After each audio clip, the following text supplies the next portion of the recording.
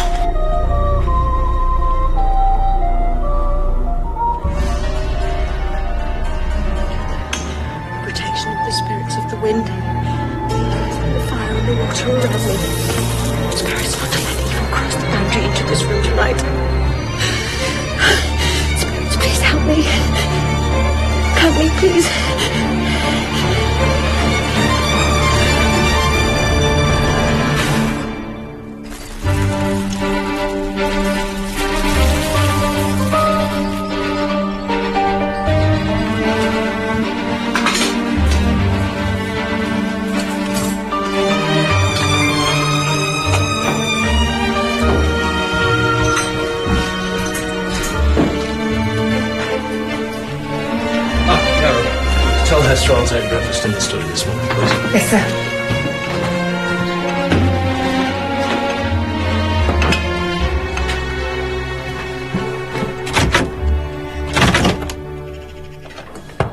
Mrs. Pritchard? Mrs. Pritchard? Mrs. Pritchard? Mary? Mary? Mary!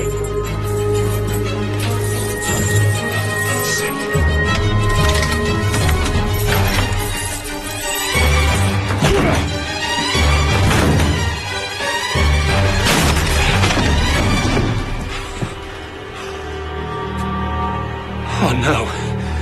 No.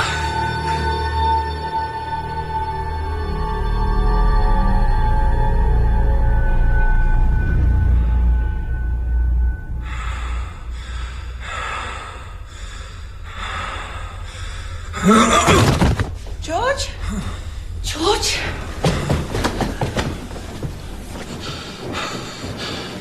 What is it? Mr. Pritchard, you should see this.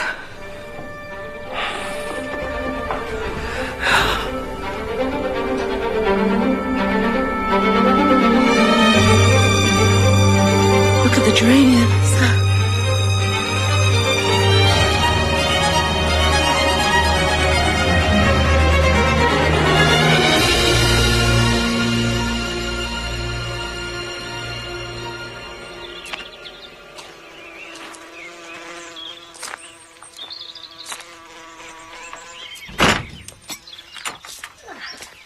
It's the wasp season already, Miss Marple. Oh, so I see. Hope you're killing them humanely, John. Nasty little predators. What's the point of a wasp, Miss Marple? I've never worked it out. I don't know. I'm sure they have their place. Garden's going to look wonderful again this year, miss. I think so. Especially if we can get rid of these blighters.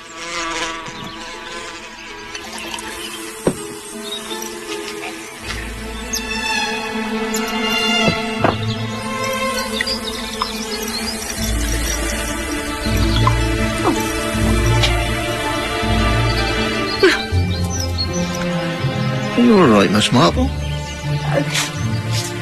Yes,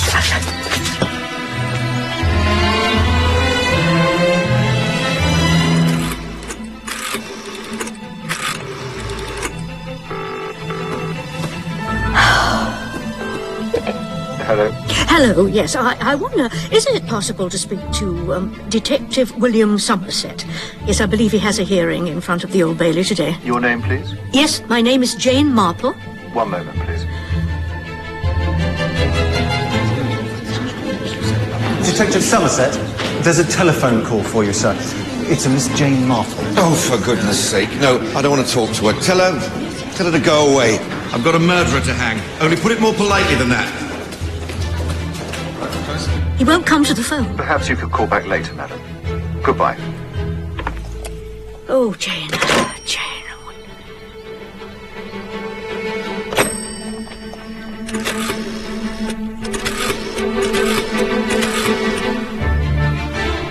Scotland Yard? Hello, yes. I wonder, could you tell me where I can find Sir Henry Clithering?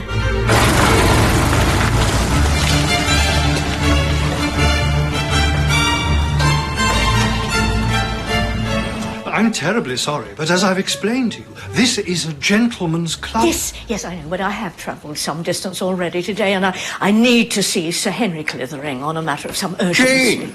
Oh, what is it? Well, it's this, Sir Henry, excuse me. They're going to hang the wrong person for murder.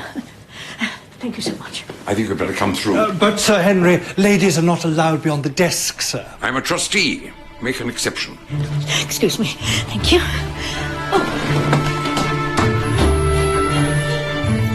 You need to stop the hearing, Henry, or there will be terrible consequences. Are you familiar with the case? Well, yes, but I retired from Scotland Yard some time ago. You know, I carry no authority there. But you can get the people in authority, whereas I can't, and I need to. Calm down, Jane. Have you ever known me to be wrong, Sir Henry? In all the years you've known me? No. Well, I was wrong here. I was there when it happened, and I've got it wrong. Do you remember when old Mrs. Challoner died in St. Mary Mead? Mrs. Challoner was murdered? No. But when she died, she had a knitting basket that was full of abandoned projects, and they were so entangled that one simply couldn't unravel them.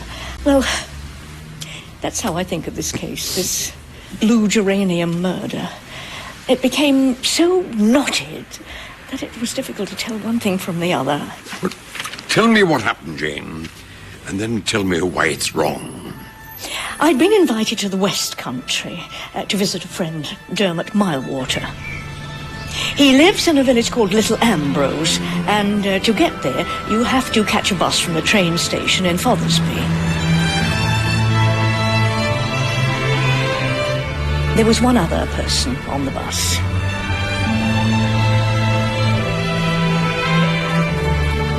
And he was in a mood to talk. I love nature, don't you? I love the bareness of the trees and the clouds. Yes, I do. My heart leaps up when I behold a rainbow in the sky. Wordsworth. Yes. And I don't mind saying that I've been through a tunnel, Mrs. Marple, Miss Marple. Eddie Seward, or just Ed, or Eddie. Eddie. As I came through this tunnel, I saw a crocus. Saw it out the window, an early white crocus. And it was beautiful. It was terrifically beautiful.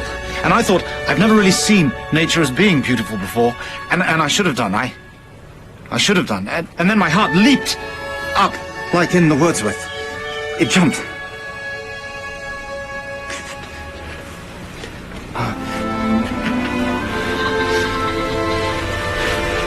Do you think God is in nature, Miss Mabel? I think he is.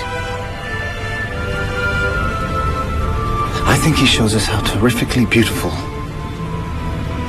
the world could really be. Are you going to Little Abrose, Mr. Seward? I'm going to force the moment to its crisis. What moment to what crisis? Surrounded by such beauty, I feel I will. I feel I can do it, yes. Yes.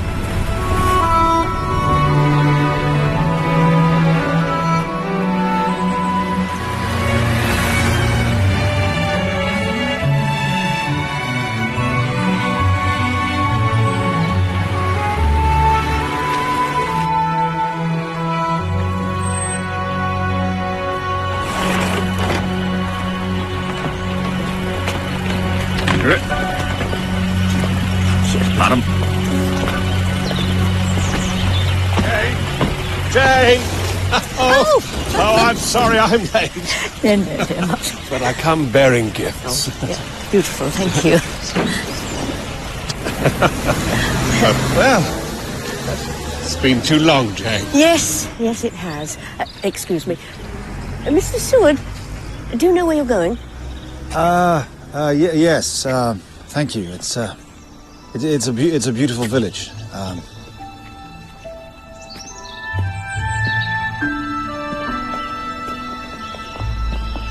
a beautiful day. I have a wonderful feeling.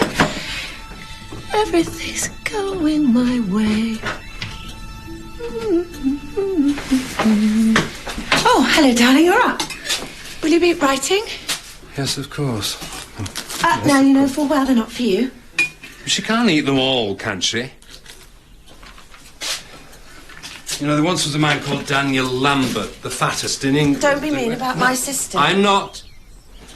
And when he died, the undertakers had to smash through the window at the front of the house to get his corpse out because he was so fat he didn't fit through his own front door. Am I talking to myself again?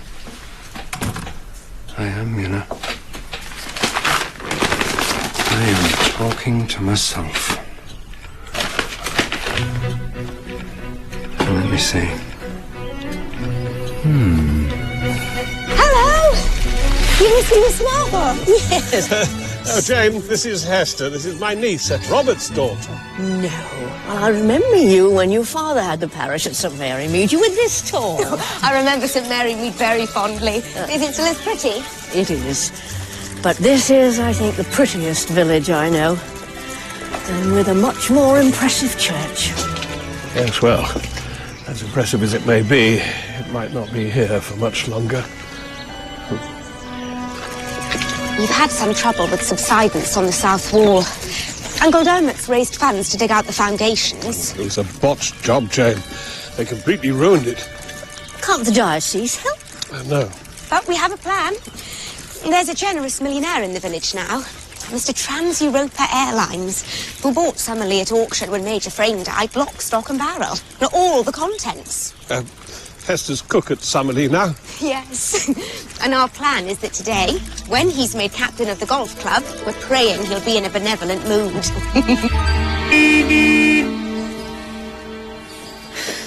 Where is she for? George, she said you can honk the horn all you like, but it's giving her a migraine. Well, I've only honked it twice. And anyway, she's decided she's not going to come. Why not?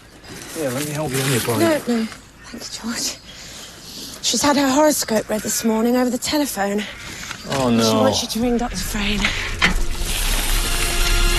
Things are going to fall apart today. That's what he said. It's a black day. The moon is in Mars or something. He said there were omens. Omens, George. Pass me the chocolates. Where are they? He said I should stay inside or bad things will happen to me. Not these, the truffles, you useless woman. And we should all stay here. No golf. Stay here in this sanctuary with me. Except you. You can go wherever you like, Nurse Copling. You're annoying today. I hope bad things happen to you. Darling, you said you were looking forward to going to the golf club. You were going to wear your new dress, which everyone was going to admire. Darling, they're expecting you. Yes. They're expecting me to lie dying on the floor. So they can stand around laughing at me whilst I lie dying.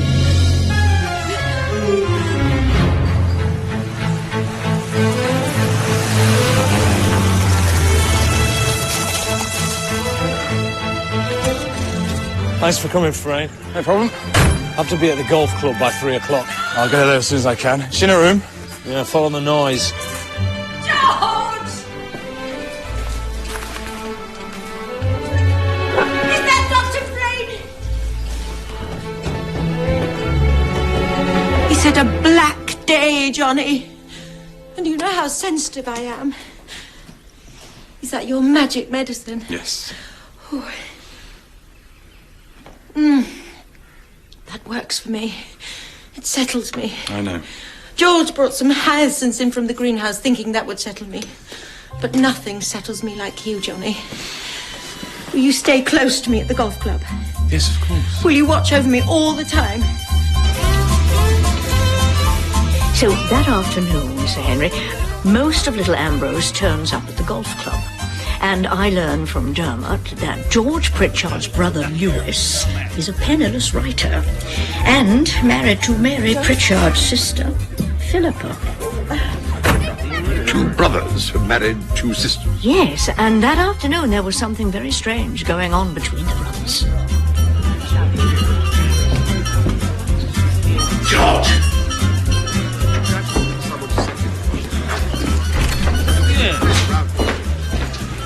What happened to your nose? You need to give me 20 quid.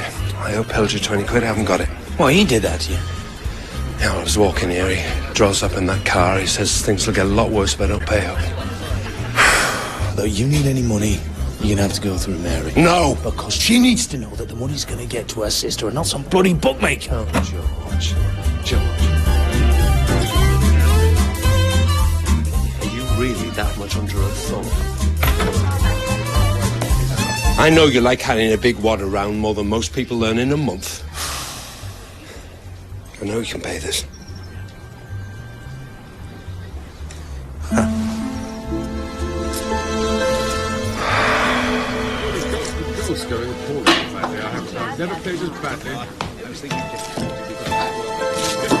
You don't need to tell her. Next time, don't bother asking me. You go to Mary.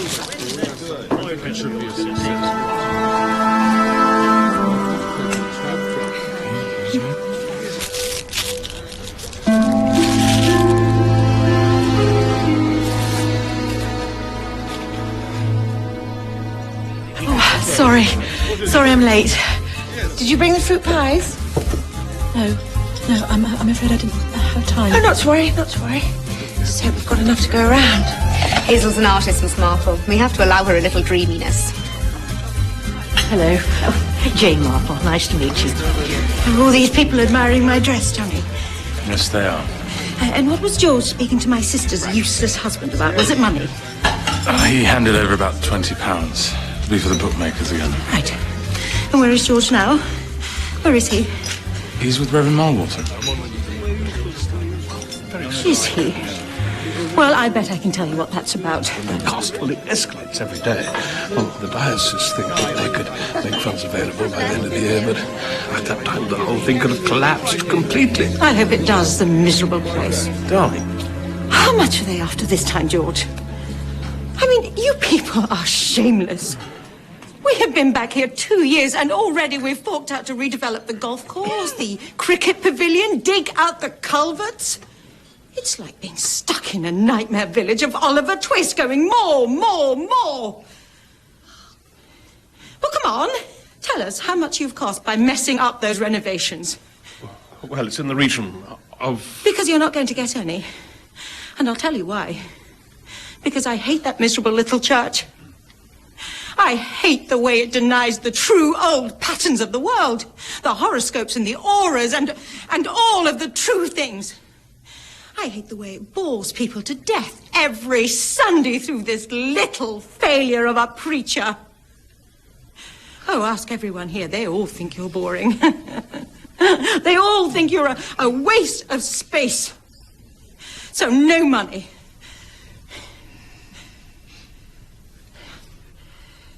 Well, I am done now, so you can all stop gawping.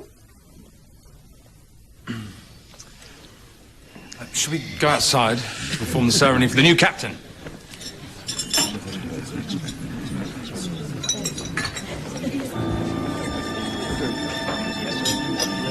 Just ignore her, Reverend. She's an awful woman. If she can say one spiteful thing, she can say a hatful. She makes her husband's life misery too, by all accounts. If that's any consolation. But God forgive me, but if George Pritchard would have brained his wife with a hatchet, there's not a soul in this village that wouldn't acquit him. Oh, couldn't you have stopped her? No one can stop her, darling. Well, you can. Well, maybe she's right. Maybe people are beginning to sponge off them. Wish me luck with the speech.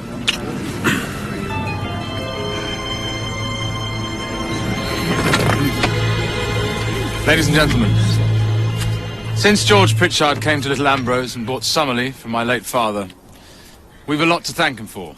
The cricket pavilion, work on the back nine, and many other small projects that have improved our community are down to George's generosity. So it's a pleasure to invite him to accept the captaincy of our club, taking over from the many years' service of my father, and to perform the ceremonial drive off the first tee. Let's see if we can beat our captain's record, held by our ladies' captain, Mrs. Hartop, at 183 yards. Phenomenal distance, considering she's a woman. Do well to beat that. Lewis, are you kids out spotting? Yeah, they're down there. You've been very optimistic.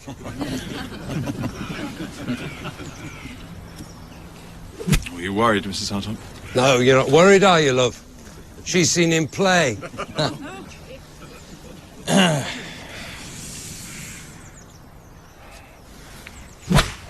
Oh!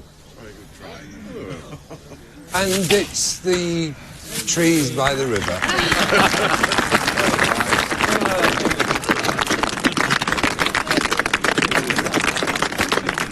Did we get a second goal? No. You know, my kids will never find that, George. They've been there for years, come out looking like Rip Van Bloody Winkle.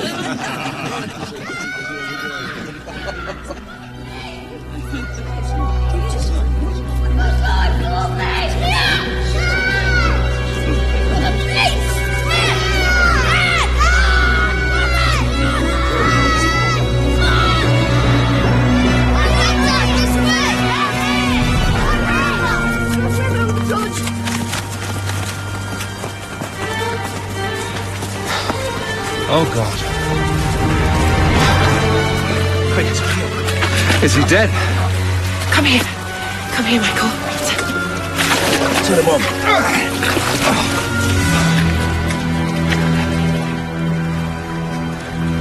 Who is it, George? Oh, my goodness.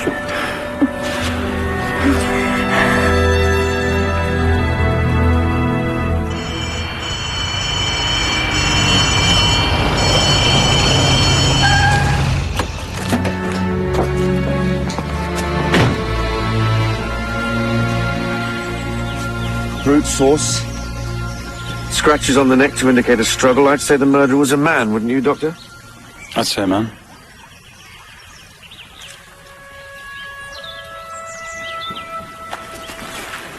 Is he local? No. Dead maybe an hour, a bit longer. Killed upstream, dumped in the river. No jackets, nothing in his pockets, nothing to immediately identify him anyway. Oh, we have a name, Detective Somerset. We know who he is. And did Eddie Seward say where he'd come from? I presumed London. His coat was Savile Row, and to be on the 10:25 bus from Fothersby meant he'd most likely arrived on the 8:05 from Paddington. Right. And it was an impulsive visit, Detective Somerset. I believe he'd only decided to make the journey that morning. He told you that, did he?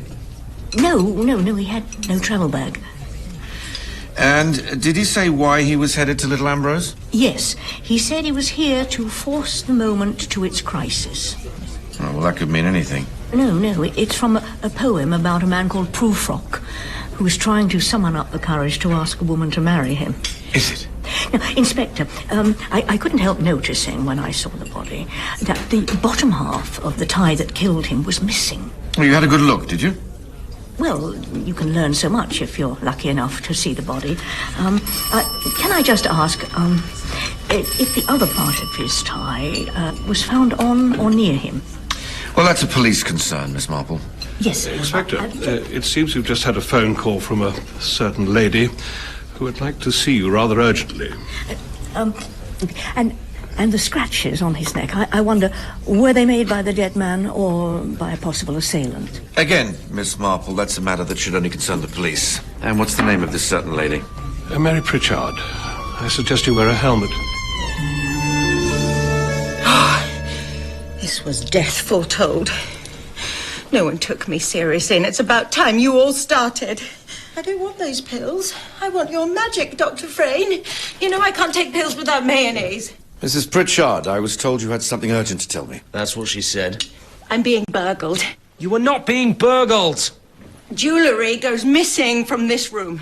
Yes, it does. My emerald ring, for one. That diamond brooch. Snuff boxes from the hall table spirited away. Now you're in the village, Inspector. You can take me seriously and put all your efforts into this crime as well. Mrs. Pritchard, I have a capital crime here. Now, I was told you had something urgent to say about the murder of Eddie Seward. That was Eddie Seward? Yes, did you know him? Oh, I knew him. You did too, didn't you, George? Just before I left the yard, we investigated an Edward Seward, because his wife went missing. That's right. And that's what Detective Somerset found out after a quick phone call. He was a member here, you know. Rich as a crease as he was. Inherited a mining fortune, never did a day's work in his life. Yes, I believe we would have been in the same society events as Eddie Seward, but we weren't friends. I wouldn't have recognised him. Business associates?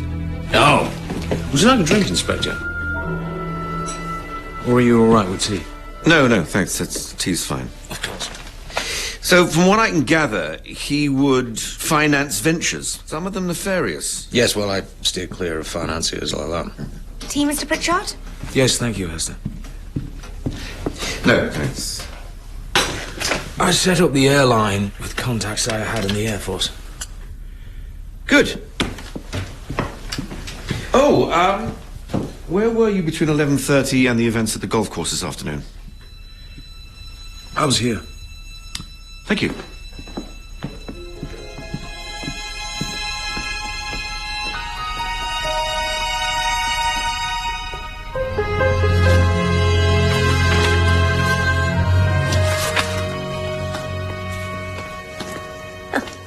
Hello. I've been looking for you. How are you? I have been here for 40 years, Jane. And the whole thing's going to fall down around me. You'll raise the money. This where you write? Yes, I tried to get inspiration from these things.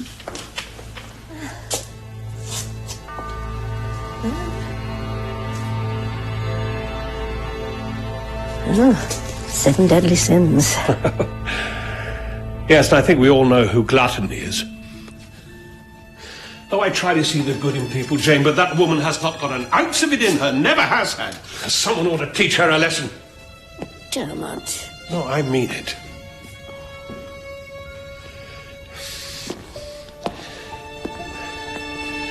She grew up in this village. Did you know that? No. Oh, she's very pretty. And Τζωρτζ Πρίτσαρντ was her sister's fiancé. They met when they were in the RAF during the war. And Philippa was so in love with him.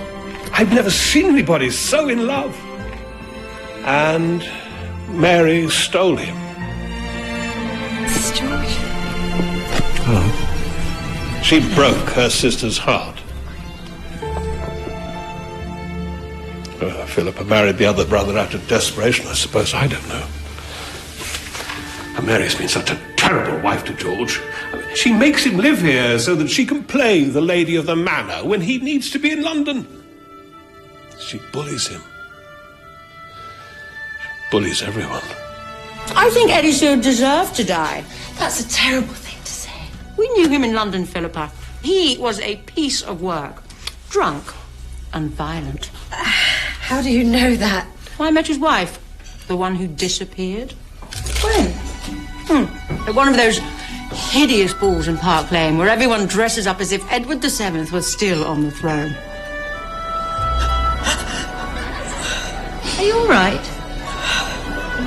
Penelope Seward. She was quiet, didn't want to talk, but she was angry. She said she couldn't go back to the ball because she had a huge bruise on the side of her face where he'd hit her. Oh, and that wasn't the worst. She had scars on her arms where she said he'd stubbed out his cigars when he was drunk. She said if she stayed one more day with him... I'll kill him. Now, maybe she has. Oh, Mary. Obviously, the discovery of Eddie's body had spread unease through the village that night. Put the pan in the kitchen, children, and it's straight to bed. Hi, Dad. Hello. Hello, Daddy. That's nice sound. It's what I like to hear. How's the book going? Going fine. Dad, who do you think you're about, man? Look, children, don't mess... Can you just take these pots off the table? If you go and put your pyjamas on, I'll be up in a minute. I'll take that.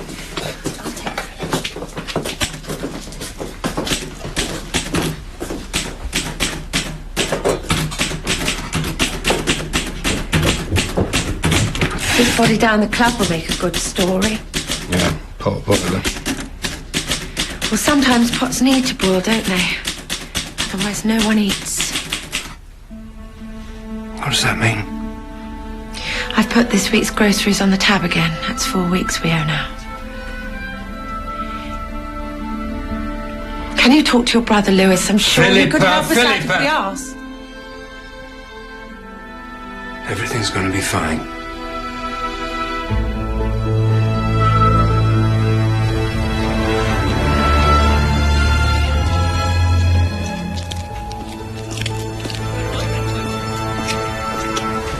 £20, but I don't want to pay it off yet. I want you to put this on Flavius the Great, toaster, 2:15 tomorrow. Do you know your history? Flavius, named, I presume, after Flavius Belisarius, was the only Roman general who never lost a battle. He never lost.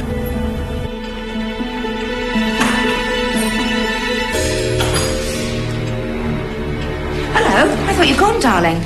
Well, Mary asked me if I'd hang around in case she had a relapse. Relapse of what?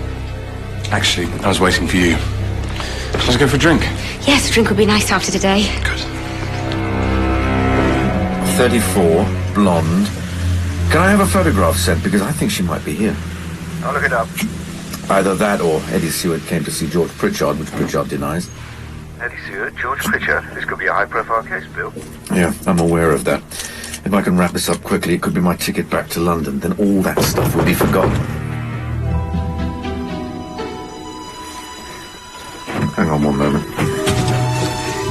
Yes, dear. Well, something I forgot to say, Inspector. Eddie Seward was a drunk, that much was obvious. But from his behaviour on the bus this morning, I don't think he'd been drinking today. Well, interesting, but could you walk away now, because I'm on confidential police business here. Can I just ask, if I may, if you think the scratches on his neck were self-inflicted or the result of a fight? My friend Sir Henry Clithering, you see, says you can always tell if it's self-inflicted by looking under the fingernails. You know Sir Henry Clithering? Scotland Yard? Eddie Seward was a drunk, wasn't he?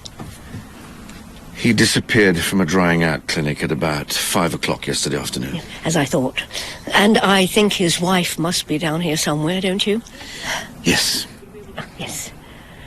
Well, if you need any help, Inspector, do let me know. Who on earth was that? You don't want to know.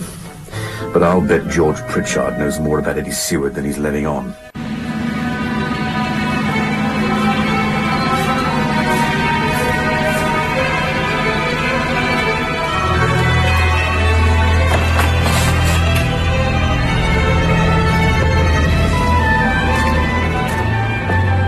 Sir Henry? Oh. Thank you. So, both you and Somerset were right. Penelope Seward was at Litl Abroj. Yes, but wait, I have to tell this right. And this is where it becomes tangled. Like Mrs. Challoner's wool, remember? Mrs. Challoner's wool?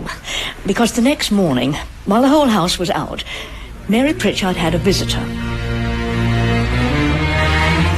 Now, whenever she heard of a new mystic or fortune teller, she couldn't resist arranging for a reading.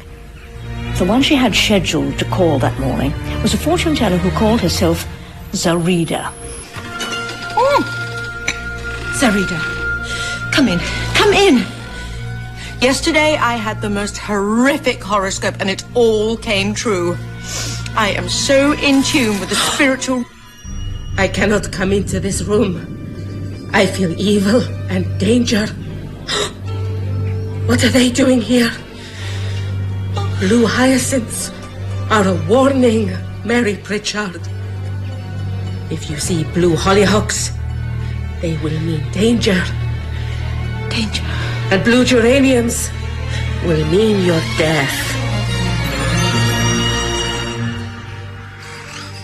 I'm going to die. You're not, darling. Warning, then danger, then death. You certainly got your money's worth this morning, didn't you? I was foretold Eddie Seward's death. Now I've been foretold my own. Look, you don't get blue hollyhocks. They're pink and they're yellow. So I think it's fair to say that you're going to be with us forever, Mary. No, blue has always been repellent to me, George. That's a pity food isn't blue. Who brought the hyacinths in? Mr. Pritchard. Now, are you going to host the drinks tonight? You know I've got the golf lot coming round. I think I might be dead by this evening. Enough! Enough of this spiritual poppycock! George. And the crackpots that you listen to! I hate this, Mary, I hate it! Everything I've ever done, you've ruined. You ruin every day of my life. I'm scared, Georgie. Well, I'm not scared of you anymore. Now, you stop this nonsense. You get out of bed, you go downstairs, you host this evening, you do it well, because I'm warning you, I've had enough!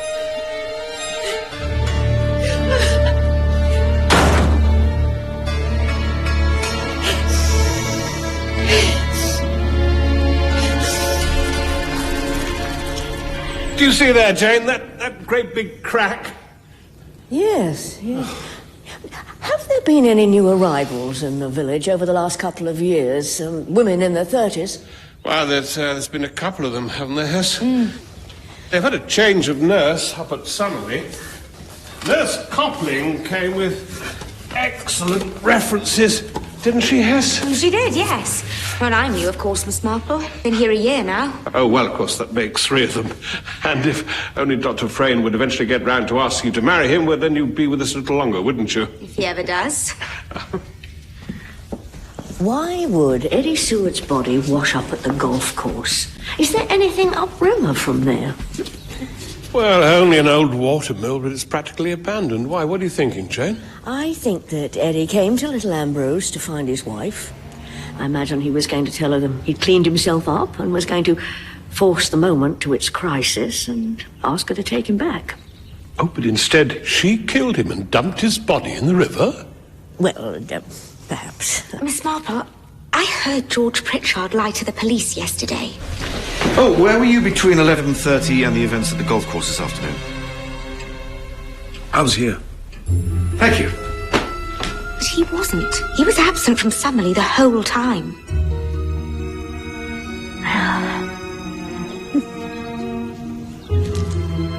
Who was the third woman who arrived?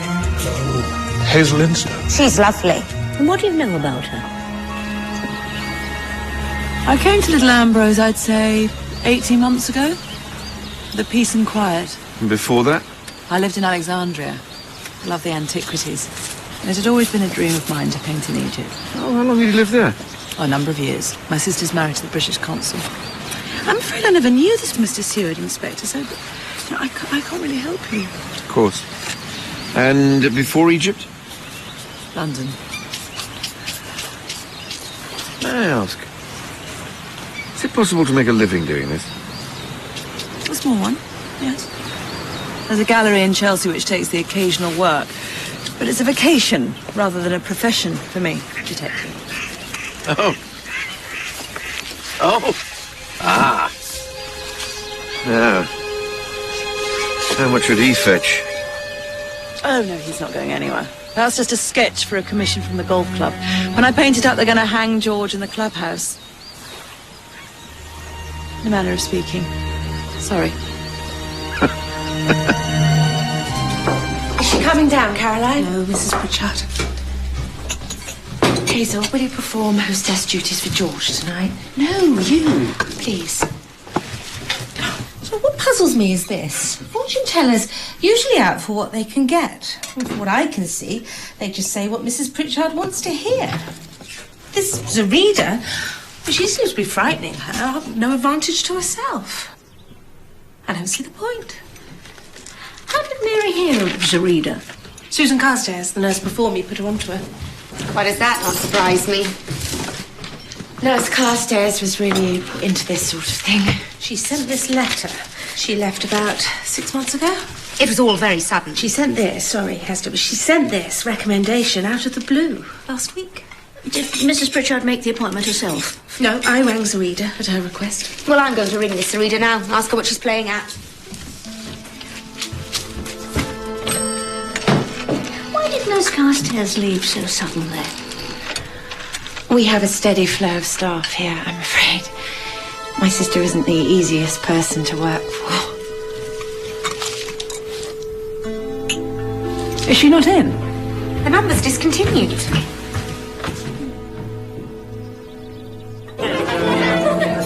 Gonna catch you. No running indoors, Peter, please. Boys. Ah, Jonathan, welcome. Come through. I'm afraid my wife's nerves have got the better of her this evening. She won't be joining us. Pity. Hazel. Evening. Excuse me. Sorry to intrude, Pritchard, but I wonder if I could have a quick word with your employees, Nurse Coupling and Miss Milewater. Whatever for? Just routine. You can use my study. Thank you.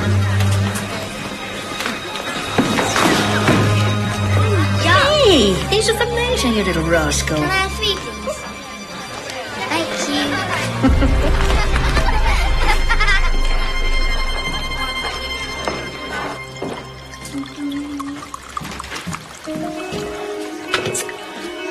Mrs. Pritchard, I took a bottle of Dr. Frayn's magic medicine from your sister's bedroom. Whatever for, Caroline? You should taste it.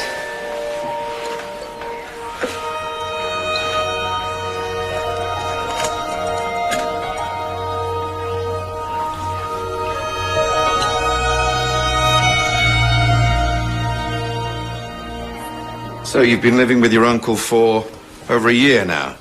That's right. And where did you live before? What was the address? Strathlevin Mansions, Bayswater. Did you live alone?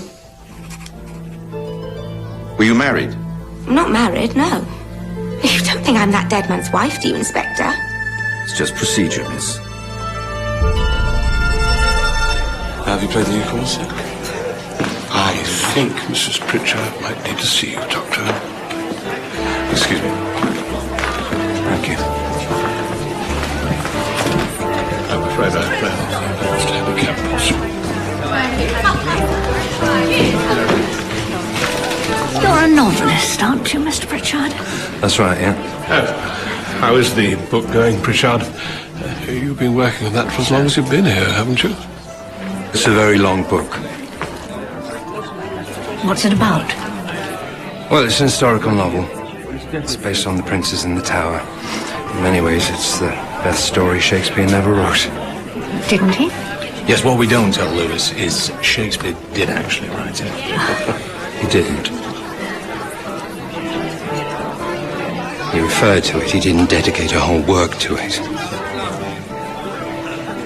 And what would you know about Shakespeare anyway, George? Nothing. You're right, of course. Is everyone all right for drinks? Thank you. Lewis is nearing the end of it now, actually, Reverend. Excuse me. Yes? Were you 3 talking to the policeman? Yes. We found it by the river. We were making a den. Well, very good. Oh, Inspector. Yes. I think the children have found where Eddie Seward died.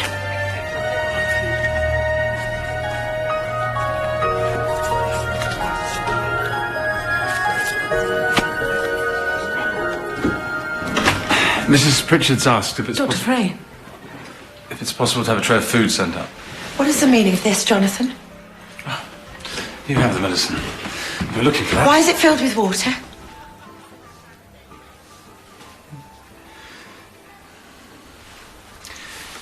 Because your sister's not ill, Mrs. Pritchard.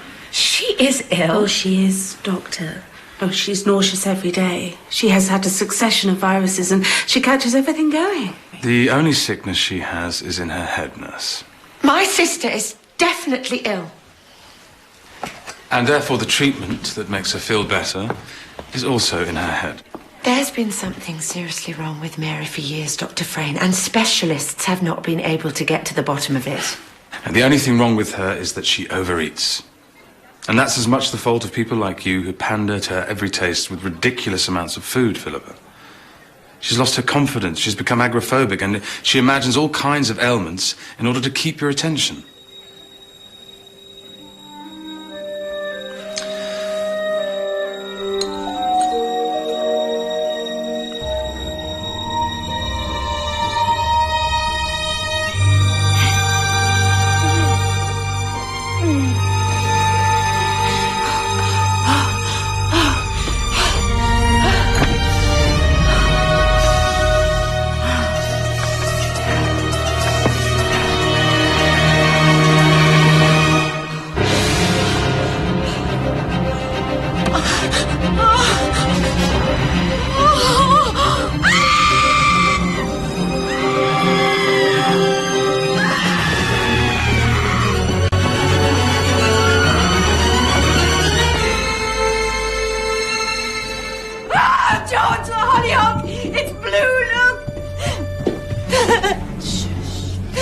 It's impossible. The hollyhock on the wallpaper turned blue. Well, that's what Mary said. By the time they'd calmed her down and got some sense out of her, the hollyhock was pink. Which particular hollyhock are we talking about? No, it was blue. I saw it turning blue. I am in danger. Just calm down. Oh. Shh. Come on.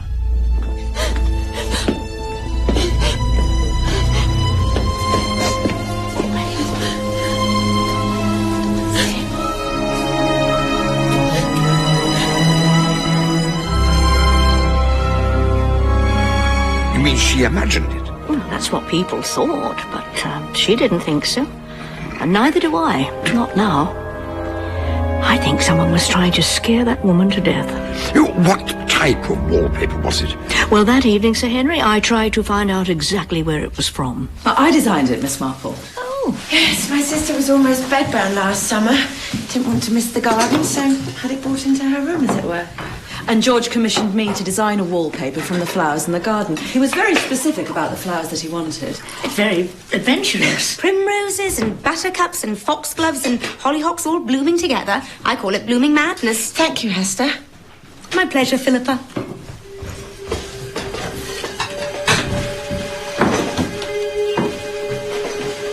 This is Susan Carstairs putting the frighteners on Her Majesty upstairs. I don't know how, but I'm sure of it. Huh, what? The previous nurse? What makes you say that? Because, and I didn't want to say this in front of Philippa, because, well, I think she still holds a candle for George Pritchard. Don't you, Caro? I do. But Nurse Carstairs definitely left Summerlee under a cloud. What sort of cloud? A saucy cloud. I was hanging around here one night. I wasn't being nosy, Jane, but let's say there was a bit of design to my hanging around because I had suspicions. Yes,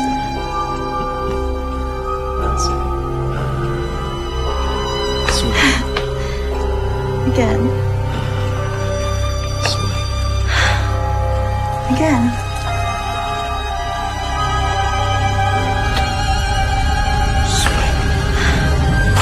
Again.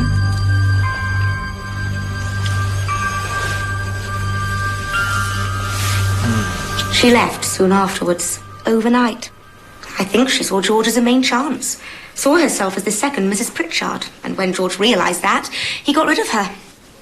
Did Mary know of the affair? I don't know. But I reckon Susan Carstairs herself was the reader. And scaring the wits out of George's wife is her way of getting revenge.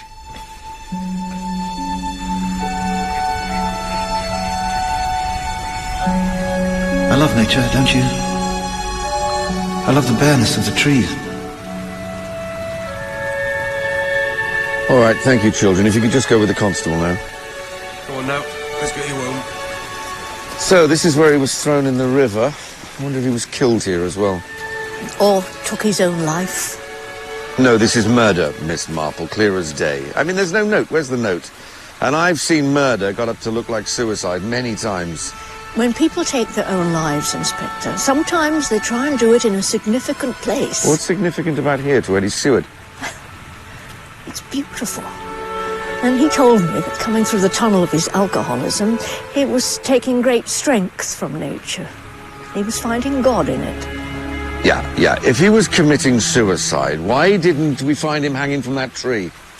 Because the tie hadn't supported his weight for long, had torn, and the body had fallen from where it was hanging. So he fell in the river and just floated downstream. That's a wonderful explanation. Can you think of another? Yes, his wife killed him and made it look like suicide. But what if the scratches on his neck were not the result of a fight, but his own hands trying to save himself? If he's committing suicide, why would he try to stop it? Because, as my friend Sir Henry Clithering says, sometimes people pull out of their suicides. Inspector, surely you know that. No, I don't buy it. This is still a major murder case. Inspector, why are you no longer working in London? Why are you down here? Well, as you know, Sir Henry, I imagine you'll find out about it. There was an incident. Involving drink? Involving drink, yes. I was on duty, complaints were made, and I was told to sort myself out. What was in Eddie's wallet? Money, a business card with his club address on it, tickets for various things. May I see?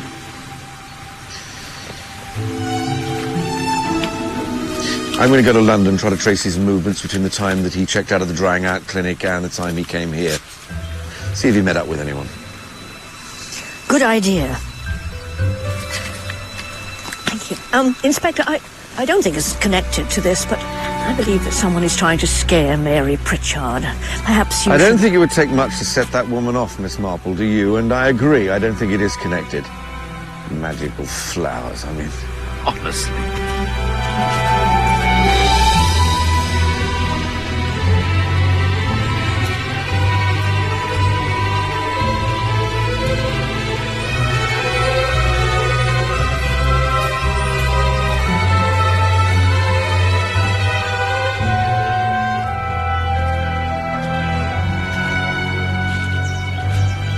Hello.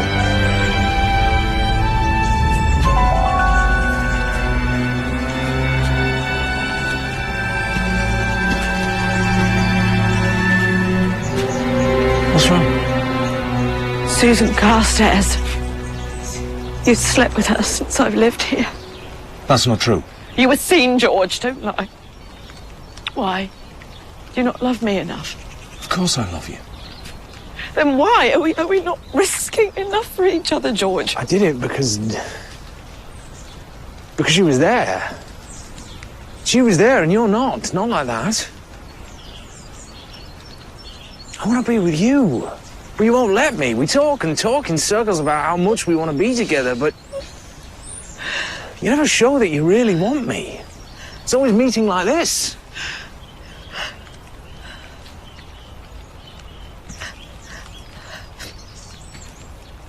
I love you. I love you. I'm so sorry.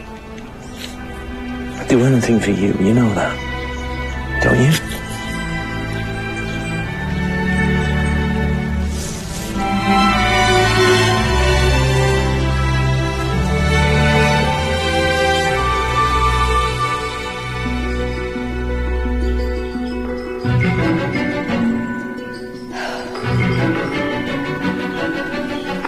Hello? Oh, hello. Is that the Fetty Place auction house? So, do you think I should go to the police, Reverend Marwater? Do you think I should tell them about Dr. Frayne and how he's failing in his hypocritical duties? Hippocratic. I think it's theft, Miss Marple, don't you? Charging them all this money for nothing but water. I'm so stupid, Philippa. It's Hippocratic after Hippocrates, the Greek physician. Not hypocritic. After everyone in this village. You won't be the first doctor to prescribe a placebo for a patient. And your sister feels better after the treatment, doesn't she, Philippa? It's just deceitful. When I was in the Air Force... Oh, here we go. Back when you were in the Air Force, when you met George. When you fell in love with him.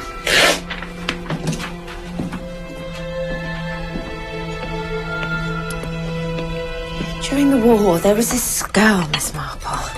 She used to do this placebo thing with the black market.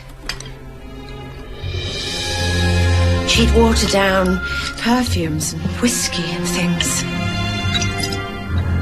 Pass off poor quality nylons for top brands. We used to call her the Wasp. She'd get stung if you went near her. She had this obsession with money. This voracious greed for it. And I think Dr. Frayne is the same. And I think he should be drummed out of the medical profession like the Wasp was drummed out of the services. Now, that looks good. Oh, it is, and it's not for you. So cheer Mary up.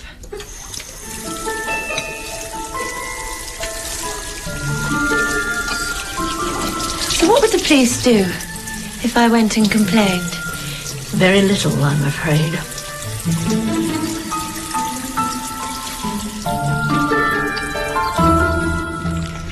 During the drinks yesterday, Did you go upstairs and talk to Mary? Well, you see everything, Jane, don't you? Well, I thought if I might speak to her alone, use what remains of the mile-water charm, I could bring her round to giving us some money. And? Lewis got there before me.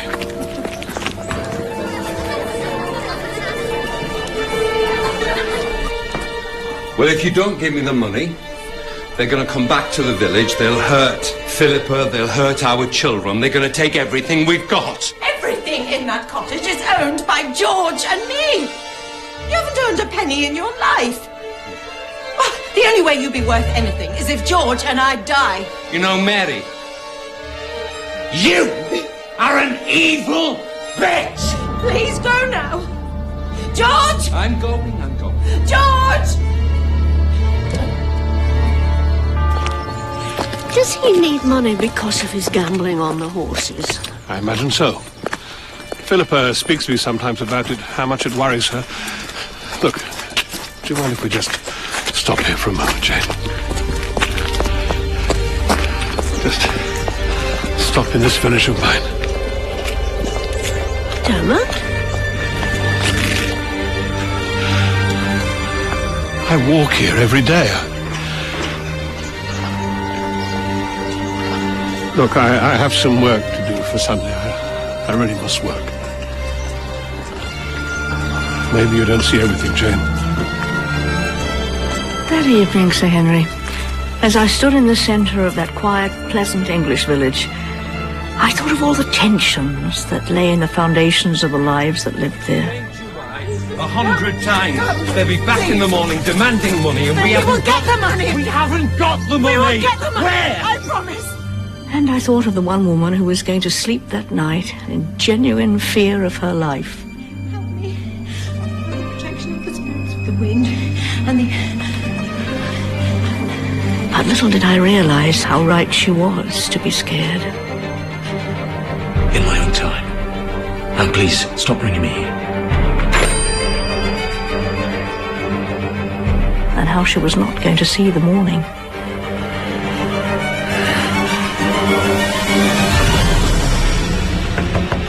Mary! Mary!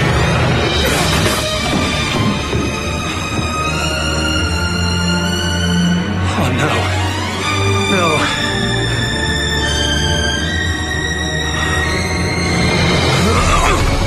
George?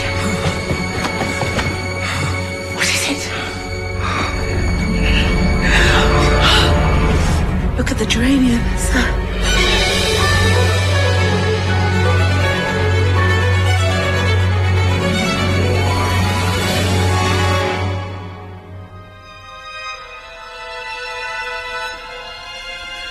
Well, at first sight, it's shock, syncope, which has caused the blood vessels in the nose to have hemorrhaged.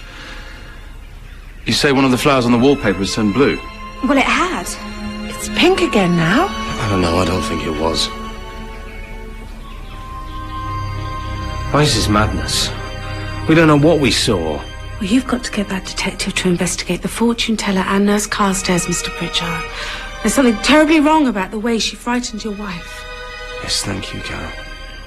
Can you leave us alone, please? Well, there had now been 2 suspicious deaths within 36 hours, you see. As news of Mary's death raced through the village, people found themselves asking terrible questions.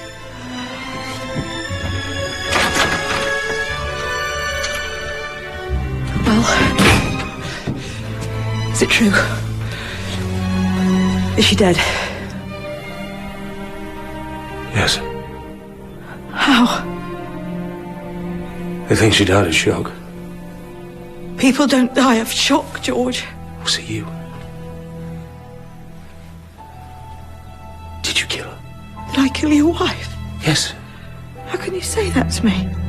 How can you? Go away! Go away!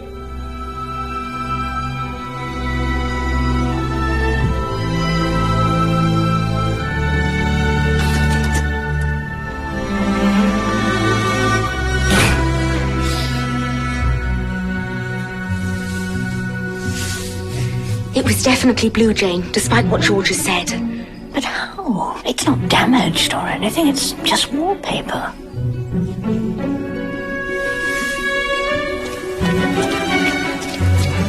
Everyone in Little Abrose was thrown by the events of that morning, Sir Henry. Even Nurse Coupling. What am I going to do, Hester? You'll be all right. Well, this will make me unemployed again, and I thought it was going to be a permanent position.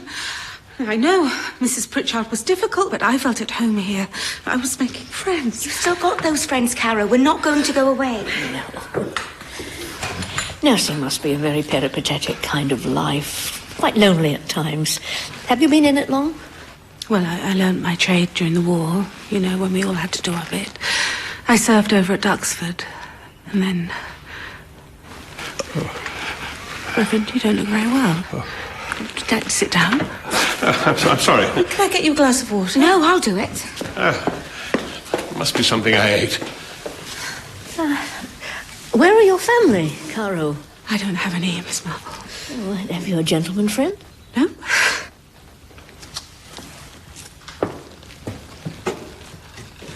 Mr. Pritchard tried the same thing with me as he did with Nurse Carstairs, Miss Marple. He tried to teach me a golf swing, but I wouldn't do it. I wouldn't do what he wanted. Yeah. If you ask me, I think he's still in touch with Susan Carstairs. I heard them talking on the telephone once. I think George Pritchard's a bad man. The way he carries on, I think he must be. Mr. Edward Seward has been staying at the club off and on, but he wasn't here on Thursday night. When was he last here? Oh, 2-3 weeks ago. Let's see.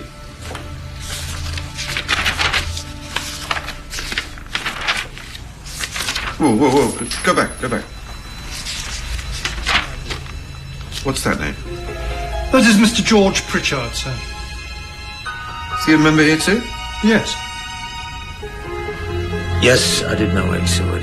We moved in the same circles for a while.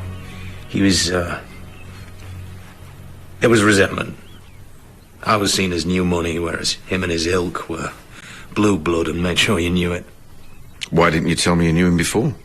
Because he turned up dead on my doorstep and I didn't want to be dragged into it. Look, I was never close to him. I didn't like him. He was a hopeless alcoholic and a thug around women. This man that you weren't close to lent you £500,000 3 years ago for your airline to develop haulage routes into Italy and Greece, a venture that was not successful. Yes, but I paid Eddie Seward back. Every farthing. You'll find that detail in your documents as well, Inspector. Where were you the morning Eddie Seward came to Little Abrose, George? At Summerley, like I told you. Your housekeeper, Hester Marlwater, says that's another lie. I've had enough of this. Sit down, sir. Look, am I under arrest? Sit down. I didn't see Eddie Seward that morning. I haven't heard from him for 2 years. I don't know why he was here or where his wife is.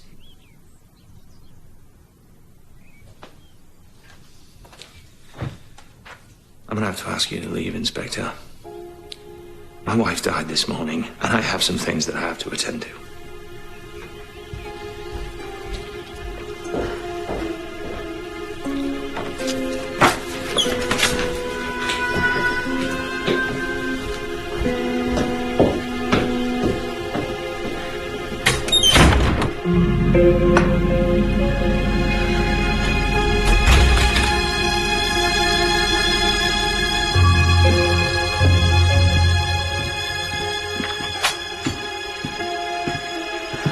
Time you arrived.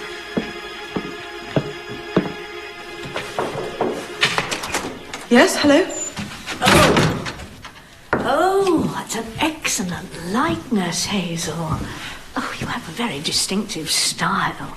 Yes, people have often said that about the work, Miss Marple. And what, if I may ask, have been your favourite subjects? Well, I like portraiture, but my real love has always been nature. I like to think that you can see God in nature.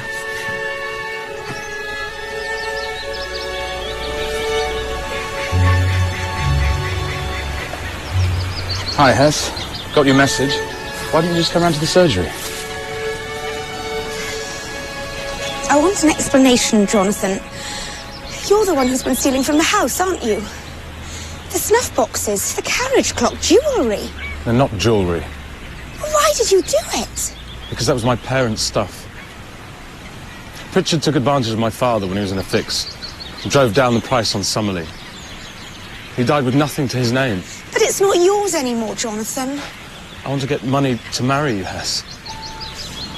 What? Well, that's why I put up with that insufferable woman for so long. She was my most lucrative patient, Hess. I don't want money. I want you. Don't you know that? Or you must take all that stuff back. Or that detective will be on to you. I thought that place was abandoned. It is. So why is there a light on? He found you through one of your paintings, didn't he, Hazel? Who? Your husband, Eddie Seward. I imagine he'd looked for you for 2 years, knowing he'd driven you away, maybe to suicide, sinking deeper into his tunnel of alcohol and guilt. And then, quite by chance, he recognized one of your paintings at Fetty Place, the art dealers in London, lot 172. And even though you changed your name, he recognized it was your hand. Hello? Anyone there? Hello?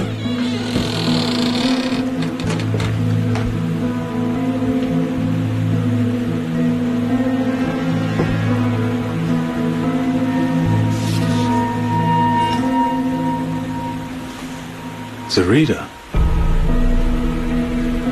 There's no one here.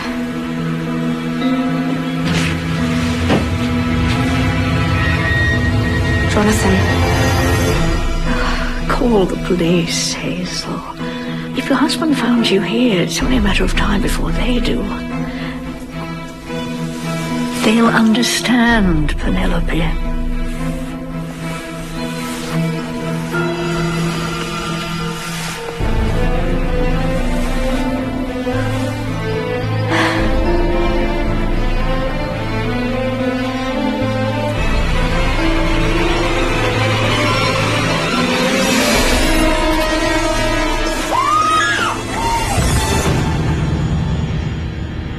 Who was it? The former nurse, Susan Carstairs. Pritchard's mistress. And 6 months pregnant, with George Pritchard's tie tight around her neck. She'd been installed in the mill house by George after he made her leave Summerlee. Detective Somerset found evidence that she had dressed up as Zarida. He found Mary's missing jewellery on her fingers, and he also found George's fingerprints all over the place. Suddenly, he had 3 suspicious deaths and 1 missing persons inquiry on his hands, all somehow tangled around George Pritchard. But how and why? I want you to keep everything you've seen to yourself. Can I rely on you both? Detective Somerset decided not to release news of Susan Carstairs' death, but to have George watched while he interviewed Hazel, who had just rung the police station and admitted she was Penelope Seward. News that was already round the village. Philippa. What? I suppose you've heard about Hazel. Oh, yes. And Caroline and I were just talking about it. Caroline? Hello, Miss Marpl. Oh, we think she must have had some kind of thing over my sister. Or Mrs. Pritchard recognised her as Penelope Seward. She recognised her, yes. We think she must have killed my sister somehow. I don't think so. I don't think Hazel's a murderer. Then who's been doing this, Miss Marple? Who else could have killed these people? And on this Sunday morning, you remember in our prayers, Mαίrη Prítsarντ, member of our community who died yesterday.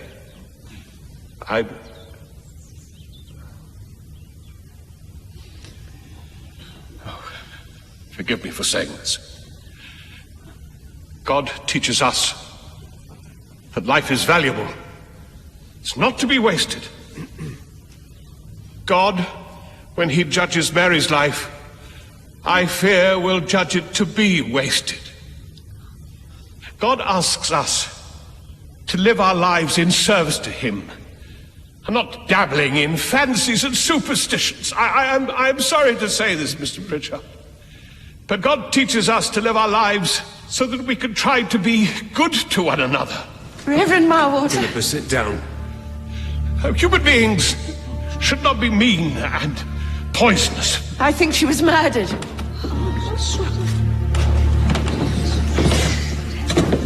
Philippa, we should leave. No, George. She was murdered by that woman. I know she was. Let's leave. I saw her early yesterday morning coming back from Summerley. Why would Hazel want to murder Mary? Because you were having an affair with her, George. Did you think I wouldn't notice that? Did you think I wouldn't see? And she murdered her husband, too. Because the day he died, she was late at the golf club. Sorry, I'm late. Where had she been if she hadn't been killing him so she could be with you? Where had she been? I did see my husband that morning. He asked me to accept him back. Where did this take place? Well, here. He just turned up and said he'd changed. And that he loved me. And that he'd always loved me. But I told him I would never go back to him. Never go back to him. Are you in on it too, George? Because you're free to marry her now, aren't you? Is that always your plan, to let this wasp to come and live in this happy place and then let her stink? Shut up, Philippa. Before you say something you'll really regret. Did Pritchard follow your husband? No. How do you know? Were you with him the whole time? I know because George told me he didn't, and I have faith in him. Even though you didn't know he was having an affair with Susan Carstairs? I have faith in him. The pregnant Susan Carstairs, who was found strangled yesterday evening with one of George Pritchard's ties. Don't you talk to her like that. Is that the truth, Pritchard? Why, what are you going to do? Write a book? Because if you do, it'll take you 20 years. What page are you on in your current magnum opus? Every talent that you've had, every brain, you've wasted it or gambled it away. Oh, look, I see your friends are here.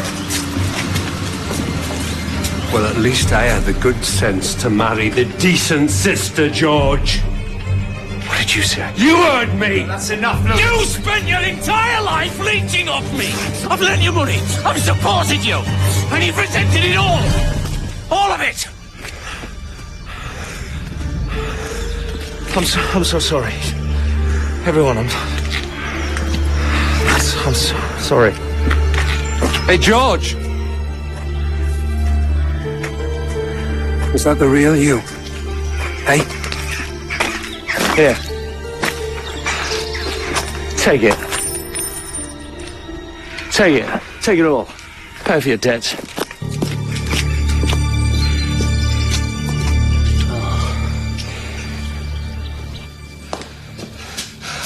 I have to speak to the police. You're in no state to speak to anyone, Dermot. It's just something that I ate. But Philippa, she's got it all wrong. What? The morning Mary was found dead, Hazel was not on her way back from Summerley. She was coming to see me. Hazel is a devout woman. She takes the vows of marriage very seriously. She was conflicted about her marriage and George's. You knew about her and George. Well, she used me as a confessor. I was bound to silence. Though that morning, she was very distressed, having heard of George's affair with Nurse Carstairs. Well, she didn't know whether she could trust him anymore. She loved him so much, and he had saved her. Oh, so much sin, Jane. And in such a small place as this.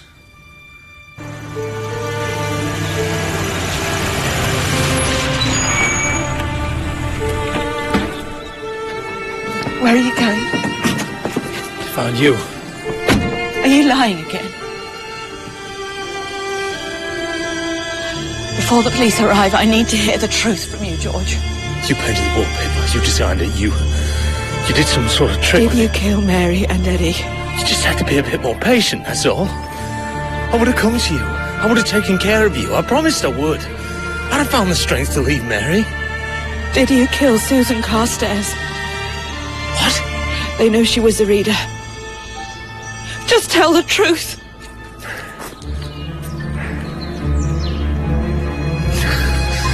Darling, let's leave. Let's go. Let's go. Let's go in the roses. Come on. Come on, come on.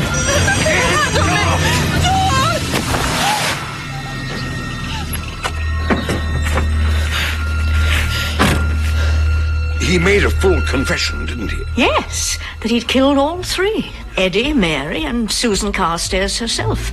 The blackmailer who was trying to ruin him unless he made her his wife. But you weren't convinced. On the surface, of course, his confession had to be true. But the only reason for it to be false was if he were... protecting Hazel. Yes, he was taking the fall, as they say in American books, for the one woman he really loved.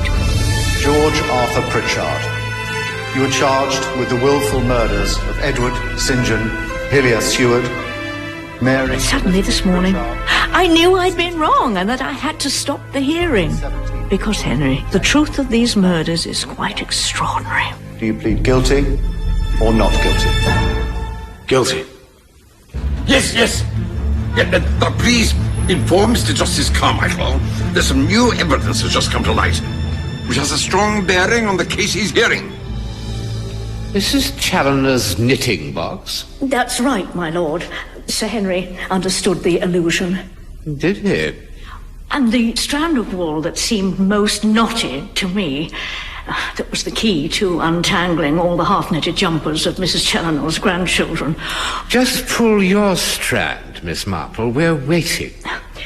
Was, if you were planning to kill someone, my lord, would you trust to scaring them to death?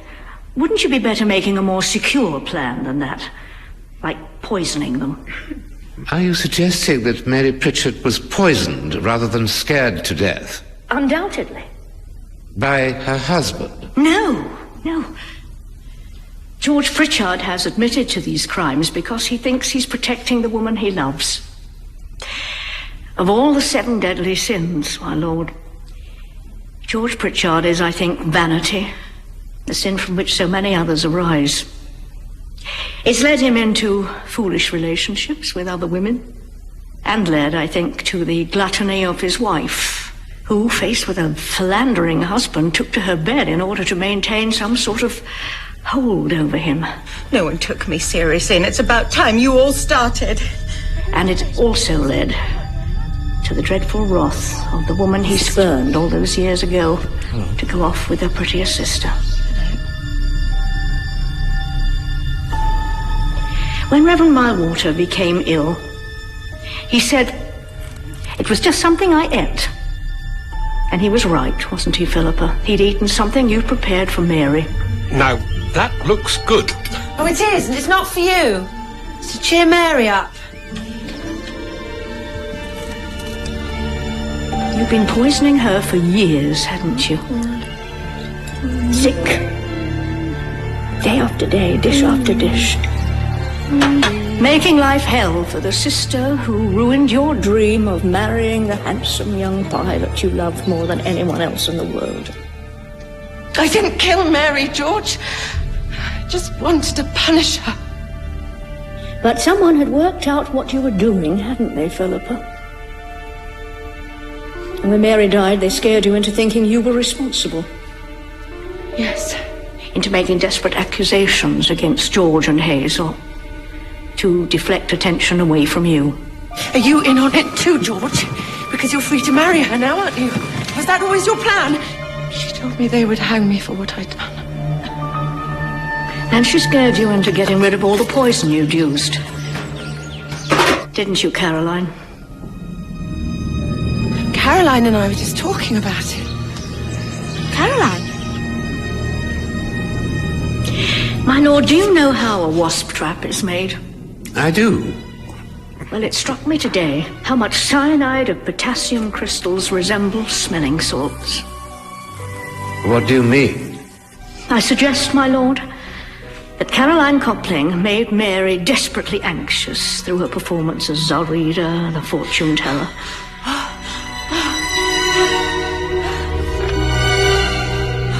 And on the night of Mary's death, Caroline had swapped the smelling salts for cyanide crystals, because it was the cyanide that killed Mαίrη Prítsarnd. On discovery of Mary's body, Caroline Copling would have had to have acted quickly in the few moments she had in the room alone. Using the smelling salts, she turned the geranium blue. She then returned them and removed the cyanide crystals. But how did the flowers turn blue? Well, my lord, smelling salts are alkaline, and I think a nurse with a bedridden patient uses litmus paper, don't they? For those little tests they do, where blue paper turns red with acid, and vice versa with alkalines. How ingenious, then, to paste red litmus paper over a red flower, near to the bed, of course, where she knew Mary would use her salts, and the strong ammonia would turn the flower blue, and then remove the litmus paper afterwards, knowing it wouldn't bear close scrutiny. Why? Why would I want to kill Mαίrη Prítsarnd? Because I think you knew the Pritchards from before, didn't you, when you were in the Air Force? I learned my trade during the war, you know, when we all had to do our bit. I served over at Duxford. And seeing that George was now a millionaire, you thought you'd change your appearance and name and come and see how you could get a piece of it. This is nonsense. Sit down. Thank you, Henry. I thought it was odd the way Philippa used the word wasp in church. Was that always your plan? To get this wasp to come and live in this happy place and then let her stick? Shut up, Philippa. Such an odd term to use when she'd used it just one day previously to describe the girl in the Air Force who was in the black market. We used to call her the Wasp, because you get stung if you went near her. She had this obsession with money. And that wasp was you, wasn't it, Caroline? How easy it must have been for you to enlist the greedy Susan Carstairs into your scheme to scare Mary, then make it look as though she was Zoraida before disposing of her when she was no longer needed.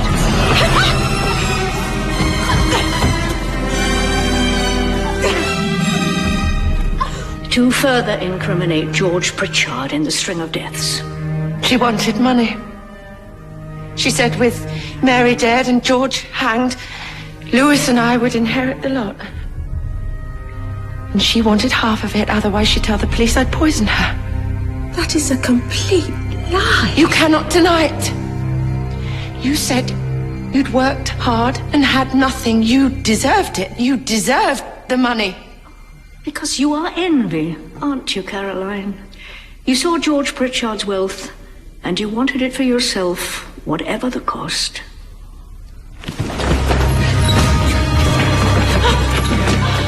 Caroline Copling, you are being arrested for the murder of Mαίrη Prítsarnd. No! And Susan Carstairs. No! No! No! Anything you say will be taken down and used as evidence against you. No! No! No! No! No! And the murder of Eddie Seward. No, Inspector, that was always suicide. The sad end of another love that curdled into bitterness.